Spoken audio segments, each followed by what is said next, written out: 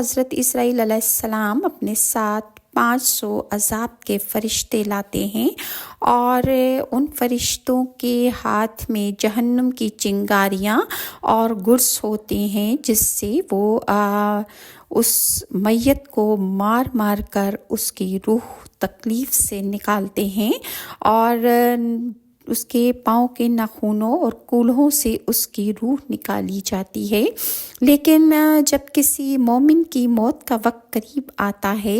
تو حضرت اسرائیل علیہ السلام کس طرح آتے ہیں اور کس طرح اس پاک روح کو لے کر آسمان کی طرف جاتے ہیں، آج میں آپ کے ساتھ مکمل ڈیٹیلز شیئر کروں گی۔ رسول اللہ صلی اللہ علیہ وآلہ وسلم نے فرمایا ہے کہ جس کی عمر لمبی ہو اور اس کا عمل اچھا ہو وہ سب سے بہتر ہے، اس لیے خدا سے ڈرتے رہنا چاہیے، اس سے حسن ظن رکھنا، ثواب کا امیدوار بننا اور گناہوں سے ڈرنا سب کچھ باعث سے نجات ہے۔ خدا سے اچھا گمان رکھنا نجات کا باعث ہے، کیونکہ اللہ نے فرمایا ہے کہ وہ اپنے بندے کے ساتھ اس کی ماں کی محبت سے 70 گنا زیادہ محبت رکھتا ہے۔ مومن کے لیے ملک الموت کا خدا کا سلام پہنچانا خاتمہ بالایمان اور بالخیر کی خبر ہے۔ مومن کی موت کے وقت اس کے پاس کلمہ طیبہ کی تلقین کرنا، یعنی خود کلمہ شریف پڑھ کر اس کو سنانا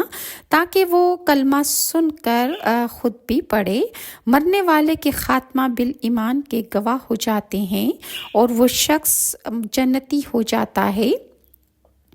جس کسی نے وفات کے وقت 3 مرتبہ لا الہ الا اللہ الحلیم الکریم اور 3 مرتبہ الحمدللہ رب العالمین پڑھا اور 3 مرتبہ تبارک الذی بیدہ الملک یحیی و یمیت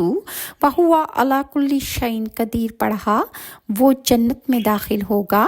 رسول اللہ صلی اللہ علیہ وآلہ وسلم نے فرمایا کہ دنیا میں موت کی یاد بہترین عمل ہے، جس کو موت کی یاد خوفزدہ کرتی ہے اس کی قبر جنت کا باغ بنے گی۔ حضرت علی رضی اللہ عنہ نے فرمایا کہ لوگ سو رہے ہیں، جب مر جائیں گے تو جاگ اٹھیں گے، اس لیے خواب غفلت سے بیداری ان کی اصلاح ہے۔ رسول اللہ صلی اللہ علیہ وآلہ وسلم نے ارشاد فرمایا کہ جمعہ کے روز 1000 مرتبہ رسول اللہ صلی اللہ علیہ وآلہ وسلم پر صلاۃ والسلام پڑھا، جس نے پڑھا وہ مرنے سے پہلے اپنا ٹھکانہ جنت میں ضرور دیکھ لے گا۔